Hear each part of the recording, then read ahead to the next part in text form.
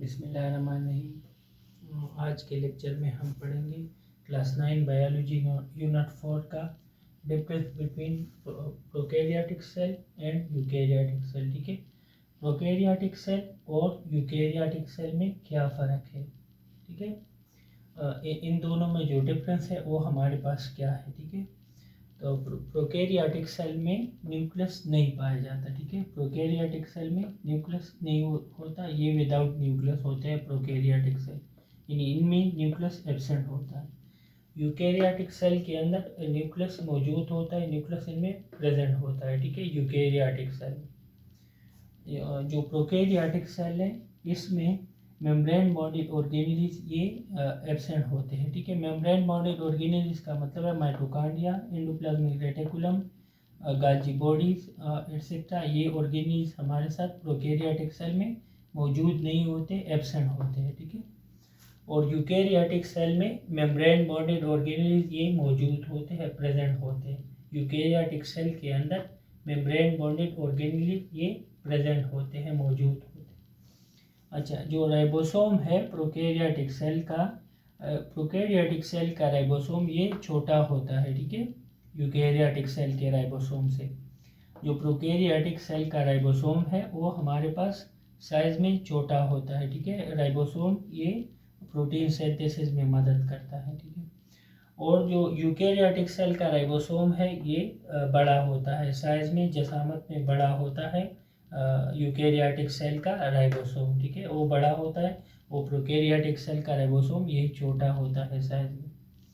जो prokaryotic cell है उसका जो सेल वॉल है वो बना है पेप्टाइडोग्लाइकेन से। ठीक है, या म्यूरिन से।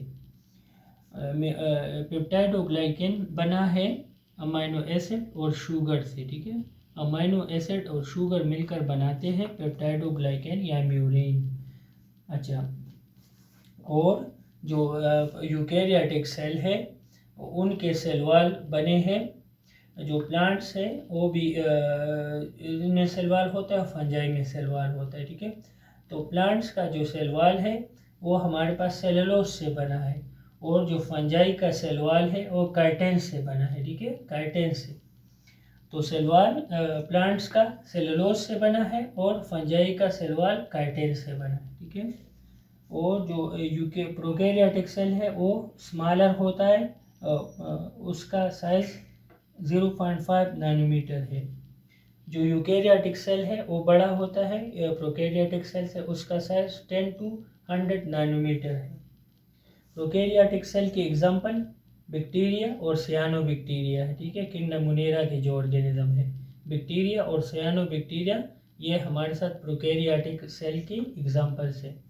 यूकैरियोटिक सेल्स के एग्जाम्पल प्रोटेस्टा, फंजाई, प्लांट्स और एनिमल्स ये हमारे पास आते हैं यूकैरियोटिक सेल में। ठीक है, kingdom Protista, kingdom fungi, Plantae, animalia ये इनके ऑर्गेनिजम्स हमारे पास यूकैरियोटिक सेल के अंदर आते हैं। ठीक है, एक बार रिवाइज करते हैं।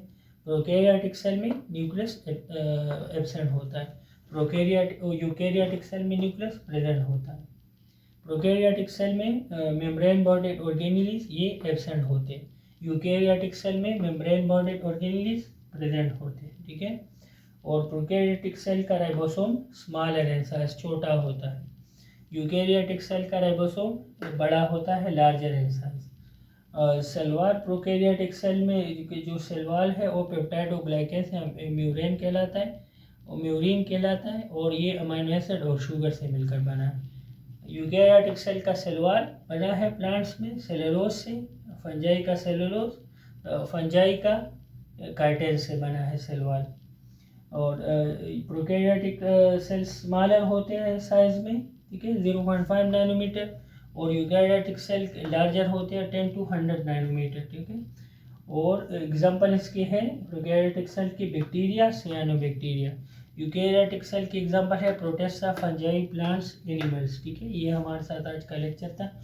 अगर आपने चैनल को सब्सक्राइब नहीं किया काइंडली सब्सक्राइब कर दें और वीडियो को लाइक और शेयर भी कर दें।